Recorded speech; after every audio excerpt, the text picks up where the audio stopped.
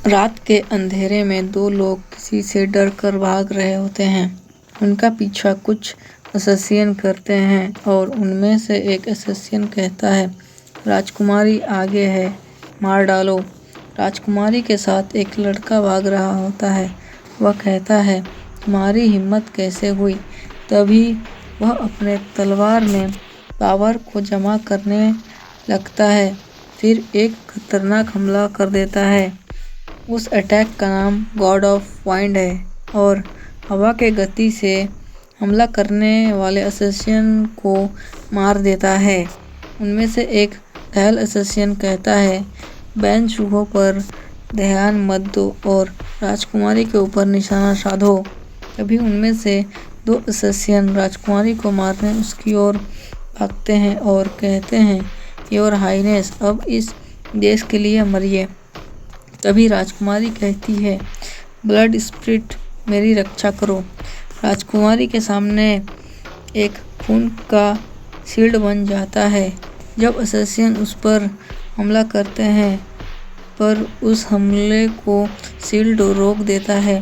फिर उसमें से एक अससियन कहता है, सेल्फ डिफेंस। दूसरा अससियन कहता है, हम हमला करने के लिए दाएं और बाएं तितर बितर हो जाए।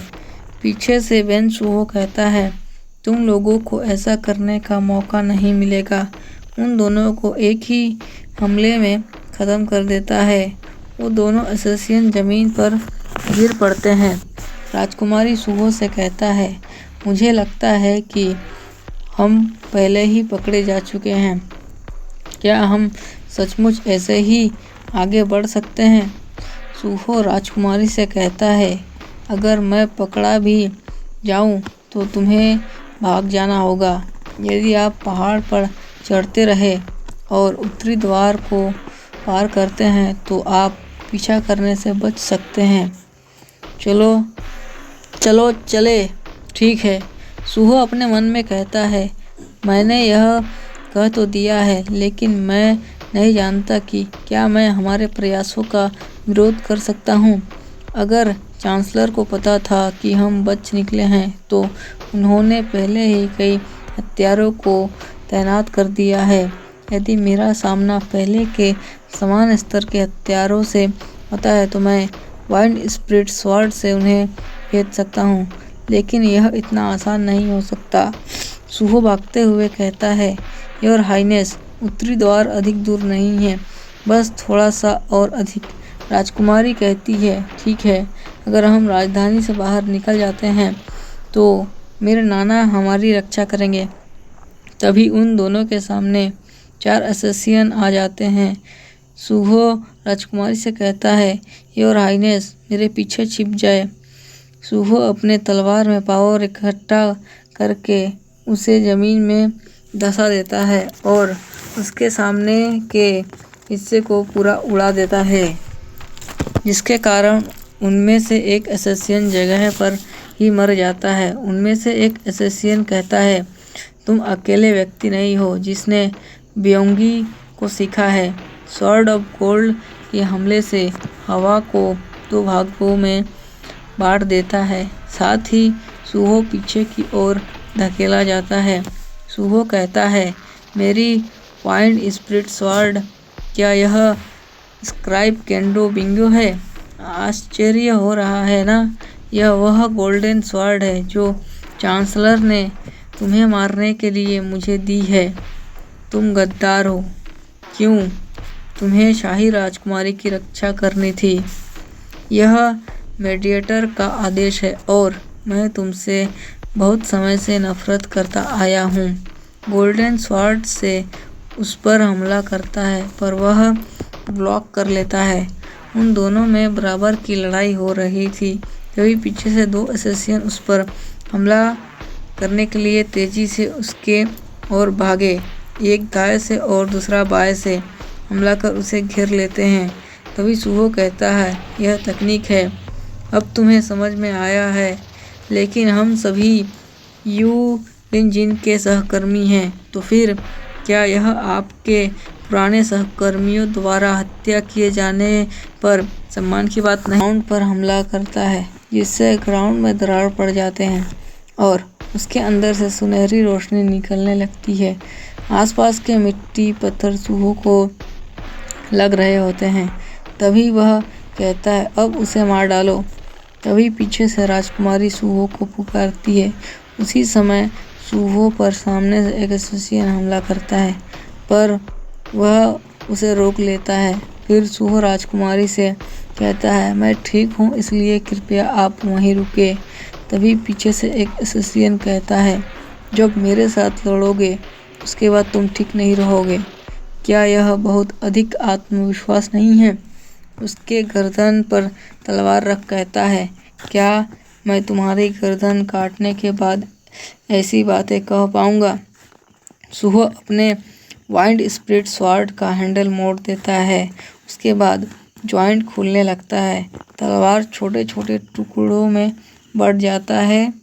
सूहो ने जो अटैक किया था उसका नाम थंडर स्टॉर्म था। एक एसिशियन कहता है, वाइंड स्प्रिट स्वॉर्ड से धकेले जाने की उम्मीद नहीं थी। हवा की गति से स्वॉर्ड की टुकड़े उनकी ओर बढ़ रही थी और उन्हें एक ही झटके में ख़त्म कर देता है। वहाँ पर एक भयंकर तूफान जैसा बन गया था। उस दृश्य को दूर से कोई व्यक्ति देख रहा होता है और वह कहता है, वे फिर से असफल हो गए। वह व्यक्ति उसी दिशा की ओर एक तीर चला देता है जो बहुत ही तेज गति से उनकी ओर बढ़ रहा था। राजकुमारी सूहो से कहती है, तुम्हारा घाव कैसा है? यह ठीक है? यह उथलाव घाव है। तभी सूहो को कुछ महसूस होता है। जब उस ओर देखता है, उसकी तरफ एक तीर आ रही होती है। उस तीर को अपने तलवार से रोकने की कोशिश करता है, पर वह तीर अपना दिशा बदलकर सूहो के पेट में जा लगता है। तीर लगने के बाद वह पीछे की ओर धकेला जाता है। सूहो अपने मन में कहता है, यह यून कयुंग का फिनिक्स तीर है। राजकुमारी सूहो से कहती है, चोट बहुत गंभीर है। मुझे लगता है कि महल वापस जाना चाहिए। नहीं, आप ऐसा नहीं करेंगे। सूहो कहता है, यदि तीरंदाज यून कयुंग है तो वह तीर अंत तक लक्ष्य का पीछा करेगा और उत्तरी द्वार दूर नहीं है। मैं ऐसे ही चलता रहूँगा। Your highness, release your blood spirit. राजकुमारी कहती है, आप घायल हो जाएंगे और आपके शरीर को कष्ट होगा। सूहो कहता है, मेरी वर्तमान स्थिति से लड़ना खतरनाक है। राजकुमारी सूहो से कहती है, आप हमेशा मेरे लिए बलिदान करते रहे हैं। सूहो कहता है, मैं सिर्फ आपका रक्षक हूँ, इसलिए यह ठीक है। राजकुमारी सूहो के पीछे खड़ी होकर उसके पास लटकन जैसा कुछ रखती है। जब वो एक्टिवेट होता है तो सूहो के शरीर से होता हुआ ब्लड स्पिरिट उसके हड्डियों में समा जाता है। फिर सूहो राजकुमारी से कहता है, ब्लड स्पिरिट से अपने शरीर की रक्षा करें।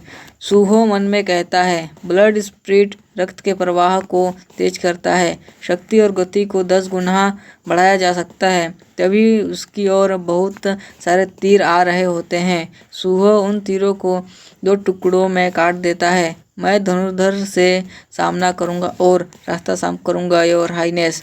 इतना बोलकर वह बिजली की रफ्तार से आगे की ओर बढ़ जाता है। सूहो अपने मन में कहता है, क्या यह सचमुच यून कयुंग है? मुझे लगा कि वह मेरा दोस्त है। इसके अलावा उसने मेरे सामने कबूल किया कि वह उसकी महिमा से प्यार करता है। यह सोचते सोचते उत्तरी द्वार के पास पहुंच जाता है। दरवाजे के पास एक व्यक्ति धनुष पकड़कर खड़ा था। सूहो वहाँ पर देखता है और कहता है, तुम यून कयुंग? कहता है, हाँ, यह मैं हूँ। सूहो यून कयुंग से कहता है, तुम ऐसा कैसे कर सकते हो? मैंने सोचा था कि तुम मुझे धोखा नहीं दोगे। बेवकूफ़ कमीना, तुम कितने परेशान करते हो। यून कयुंग कहता है, आपने केवल शाही राजकुमारी को देखा, आपने इस पर कोई ध्यान नहीं दिया कि आसपास का माहौल कैसे बदल रहा है। यही तुम्हारी सबसे बड़ी गलती थी। यून कयुंग सूहो पर हाफ ड्रैगन एरो का हमला कर देता है और वह अपने में सोचता है, हाँ मुझे नहीं पता कि आप लोग क्या सोच रहे थे। यह मेरी गलती है कि मैं इसे देख नहीं सका। सूहो बहुत ही खतरनाक तरीके से अपनी आंखें खोलता है और कहता है, लेकिन मैं किसी को भी माफ़ नहीं करूँगा जो उसकी महिमा की हत्या करने की कोशिश करेगा। सामने से आ रहे हमले को रोकने के लिए सूहो ब्लड रेन टेक्निक का उपयोग करता है। उससे उस अटैक को भी नष्ट कर देता है और उसी अटैक से यूंग क्यूंग को भी मौत के घाट उतार देता है। सूहो कहता है, तुम बेवकूफ़, ऐसा विश्वासघात क्यों किया? पीछे से राजकुमारी कहती है, बहुत हुआ, उसको छोड़ दो। यून क्यूंग कहता है, यदि मैं और तुम होते तो भी इसे संभाल नहीं पाते। वैसे भी मैं तो बस एक धोखा था क्या? यून क्यूंग कहता है, सावधान रहे, आखिर आपकी शान है वह, यह तुम्हें मरने पर मजबूर कर देगा। तभी सूहो मुड़कर राजकुमारी की ओर देखता है, पर वहाँ वैसा कुछ नहीं होता। यून क्यूंग कहता है, छत पर एक व्यक्ति खड़ा है। वह व्यक्ति कहता है, मैं तुम्हारी ज़िंदगी यही ख़त्म कर दूंगा। वह व्यक्ति रेड फ्लेम को ब्लू फ्लेम के साथ मिला देता है और उसे अग्नि का वंशज भी कहते हैं। वह फ्लेम एम्परर, जिसे फ्लेम से राजकुमारी पर हमला कर देता है। राजकुमारी ब्लड स्पिरिट को उसकी रक्षा करने के लिए बोलती है। फ्लेम एम्परर का अटैक ब्लड स्पिरिट्स के साथ टकराता है। सूहो राजकुमारी की ओर भागता है। राजकुमारी का ब्लड स्पिरिट धीरे धीरे कमज़ोर पड़ने लगता है। राजकुमारी सूहो से कहती है, सब चले गए लेकिन तुम रुके और मेरी रक्षा की, इसके लिए बहुत बहुत धन्यवाद। सूहो राजकुमारी से कहता है, थोड़ी देर और रोके रखे, तुम ही एक राजकुमारी से कहता है, थोड़ी देर और रोके रखे, तुम एक ही हो बस। उसके इतना बोलते ही ब्लड स्पिरिट टूट जाता है और फ्लेम की वजह से राजकुमारी जगह पर ही राख बन जाती है। सूहो राजकुमारी के राख के सामने घुटने टेक के रोने लगता है। तभी फ्लेम एम्परर छत से उतरकर सूहो के पीछे खड़ा हो जाता है। फ्लेम एम्परर अत्यंत गर्म है। राजकुमारी की रक्त भावना के साथ भी जीवित रहने का कोई रास्ता नहीं। सूहो फ्लेम एम्परर पर हमला करने जाता है, पर फ्लेम एम्परर कहता है, तो तुम्हें तुम्हारे मास्टर के पास भेज देता हूँ। इतना बोलकर सूहो पर फ्लेम से हमला करके उसे भी मार देता है। सूहो मन में कहता है, अंत में इस तरह से इसका अंत होता है। मेरे सहकर्मियों और दोस्तों ने मुझे धोखा दिया और अपनी महिमा की रक्षा करने में मैं असमर्थ हूँ। मैं मर जाऊँगा और तुम्हारे साथ रहूँगा। सूहो समय में 2 साल पीछे चला जाता है। उसी समय कोई कहता है, अरे बेन सूहो, तुम अभी तक उठे नहीं, तुम फिर से सारे कपड़े पहनकर क्यों सो रहे हो? जब सूहो को धुंधला धुंधला दिखाई दे रहा था तब यह ले बदमाश इतना बोलकर उसके पेट पर जोर का लात मार देता है। तभी वह दर्द से कराहते हुए कहता है, क्या मैं अभी नहीं मरा? वह व्यक्ति उस गुस्से से सूहो के कपड़े को पकड़कर कहता है, ठीक है, यदि तुम इसी तरह मरना चाहते हो तो मैं तुम्हें दिन भर मौत के घाट उतार दूंगा। इतना बोलकर उसे बाहर की ओर फेंक देता है। सूहो जमीन पर मुंह के बल गिर पड़ता है। सूहो अपने मन में कहता है, मैं नहीं, क्या हो रहा है? तभी कोई कहता है, उसको क्या हुआ है? जनरल फिर से सूहो पर क्रोधित है। सूहो सामने देखता है तो वहाँ जनरल होते हैं और कहते हैं, बेन सूहो, चलो उठो। और सूहो अपने मन में सोचता है, क्या हो रहा है?